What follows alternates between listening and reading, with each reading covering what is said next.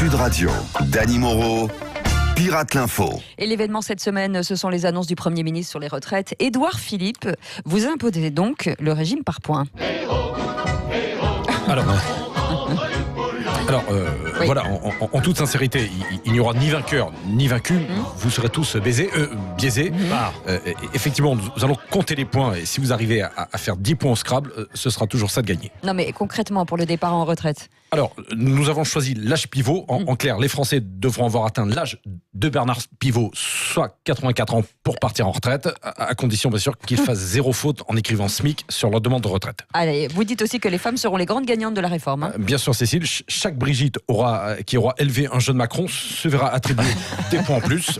Et les femmes battues auront même droit à une revalorisation de leur pension selon le barème des points de suture. Oh mais non. Et concernant les profs alors ? Alors, pour les enseignants, le calcul est simple.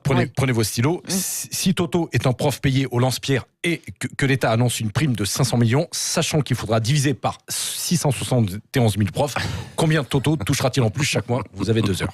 Bon, ok, d'accord, on va travailler dessus. Et quel est le calendrier des réformes ? Alors là, c'est très simple. Oui. La loi sera votée en 2021 pour une application en 2022, voire l'horizon 2027, mais pas avant mars 2029, et concernera ceux qui sont nés entre 1975 et 1978 et qui ont commencé à travailler en 2004, à condition qu'ils aient cotisé un mardi et pas fait grève le lundi de Pentecôte. C'est clair. Oui, c'est très clair. C'est très clair. Bref, vous l'aurez compris, en matière de retraite, ma porte est ouverte, ma main est tendue et mon doigt est levé. Merci, monsieur le ministre. C'est aujourd'hui, vendredi 13, un jour qui peut être synonyme de chance pour ceux qui jouent au loto. Hein. Bonjour, c'est le contrôleur Las Palais. Vous tombez bien, vous. Jusqu'ici, avec la SNCF, vous n'avez pas eu de bol, mon Eric. Surtout si vous étiez 13 dans une Twingo pour aller bosser. Ouais, c'est ça. Mais aujourd'hui, ça va changer avec le petit loto de la CGT. C'est votre jour de chance, ouais. Allez, Cécile, donnez-moi un numéro, c'est moi qui fais la grille. Le 12.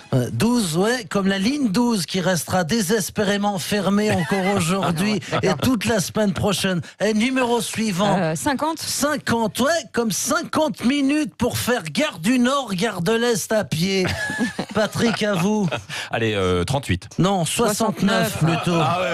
Il comprend rien, lui. 69, je vous vois venir. Non, c'est pas l'âge du départ en retraite. C'est le nombre de passes décisives dans la sextape de Valbuena. Et encore, je vous compte pas les tirs dans la lucarne. Allez, Cécile, encore 2 numéros et un numéro complémentaire. C'est facile. Le 1, le 5 et le 2. Et le 2, 1, 5, 2, 152 €, c'est le montant de la prime de Noël que le petit lutin Bruno Le Maire vous offre généreusement pour mettre des paillettes dans la vie des smicards. Donc si jamais un auditeur a les 5 bons numéros, c'est qui gagne en fait. Tonton, gros lot, une nuit d'amour avec Philippe Martinez, épilé de la moustache. Non. Bon, de toute façon, la retraite, c'est comme le loto. Nous, on a les boules, mais c'est toujours les grands patrons qui se partagent la cagnotte. Merci, Las Palais. Et on a appris que Jean-Paul Delevoye avait oublié de déclarer, bien sûr, son lien avec les assurances. Le président Macron a donc été obligé de refaire sa pub auprès des Français. Bonjour, c'est Jupiter de moi-même. Depuis plusieurs mois, Jean-Paul Delevoye est le grand chef d'orchestre de la réforme des retraites, mais dès qu'il s'agit de l'assurance, Delevoye joue aussi du pipeau. Il a même fait un début d'Alzheimer en oubliant ses casseroles en tant qu'administrateur dans l'assurance. Résultat, des millions de Français ont vraiment l'impression qu'il se fout de leur gueule. Assurance Delevoye, l'assurance d'être vraiment pris pour des cons. Merci Monsieur Macron. Et demain aura lieu à Marseille l'élection de Miss France. On va retrouver forcément Jean-Pierre Foucault pour les dernières prépétitions. Bonjour à tous. Bonjour Cécile. Bonjour Eric. Bonjour Patrick. C'est votre dernier bonjour mot. à ton téléphone. C'est Jean-Pierre Foucault. Bienvenue sur le vieux port pour ce concours Miss France 2020. Avec tout ce qui fait le charme de Marseille, de la cagole, de la bimbo à profusion. Oh, mais non, commencez pas. Geneviève de Fontenay, vous êtes là aussi ? Pour une fois, je suis bien contente, même s'ils veulent l'annuler, le concours Miss France, j'avais eu ça. En tout cas, moi, la Sylvie Tellier est coincée dans les bouchons, je vais crever les pneus de sa bagnole. Vous comprenez, moi, il faut que je bosse, parce qu'à ma retraite, moi, c'est pire que la SNCF. Vous vous rendez compte, avec toutes les misses que j'ai mises sur les rails, je n'ai même pas le droit à une retraite chapeau. Et voici d'ailleurs votre petite protégée, c'est Miss PACA.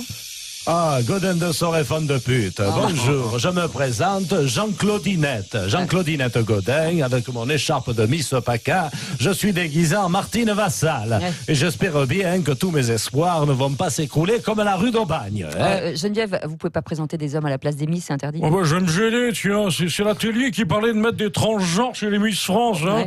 Alors, je peux bien présenter des couilles molles aux élections marseillaises. Hein, dans les... Ali Boffi. Attendez, chez nous, on dit Ali Boffi. C'est plus poétique que les coucougnettes. Hein. Et vous, mademoiselle, vous êtes de quelle région alors? Bonjour, je m'appelle Erika Ciotti, je suis Miss Baie des Anges.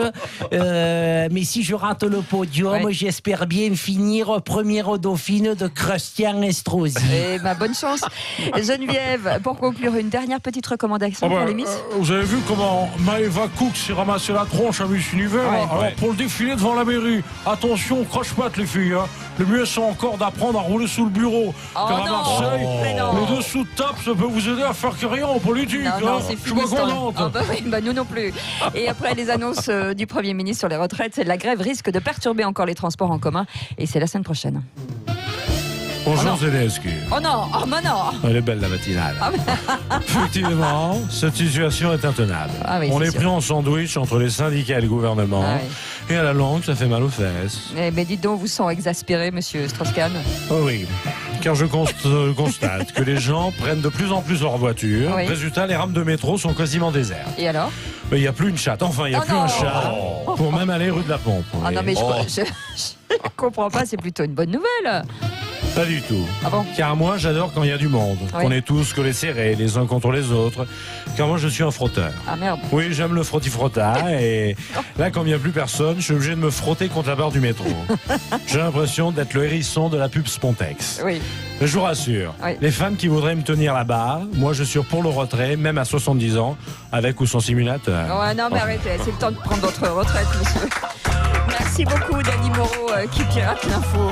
Cet homme est complètement taré. Hein. Merci. Il est fou, il est fou. Il est J'en fou. profite d'annoncer ce soir au petit casino. Voilà, il reste des places très bien. parce que À Paris. il y a la grève. Venez, venez, Circuit venez. Chapon. Oui, Viens, c'est à quelle heure? À 22h. À À 22h. Bah, c'est ça, bah, vous avez le temps de partir à 18h pour y être à 22h.